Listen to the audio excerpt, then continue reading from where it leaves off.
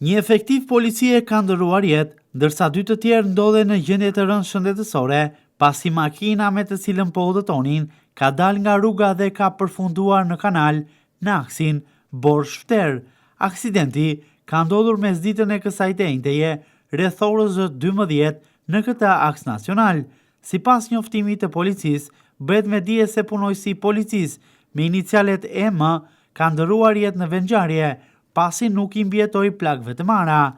Ndërkohë, policia e Vlorës, për rastin në fjalë, ka dërguar në media edhe komunikatën zyrtare, në të cilën thuhet, rreth orës 12 në aksin Borë-Shter, drejtuesi i një automjeti tip Toyota dyshues se ka humbur kontrollin mbi drejtimin e mjetit dhe si pasojë ka dalë nga rruga duke përfunduar në një kanal ansor. Në automjet udhëtonin 3 shtetas, konkretisht RG, VT dhe EM, rreth 47 vjeç, punonjës policie. Ky fundit ka ndëruar jetë në vendngjarje si pasojë e dëmtimeve të marra.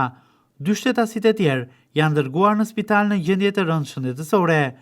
Grupi hetimor ka shkuar në vendngjarje dhe po punon për zbardhjen e plotë të rrethanave të aksidentit, por edhe për përcaktimin e drejtuesit të mjetit në momentin e kësaj ngjarje.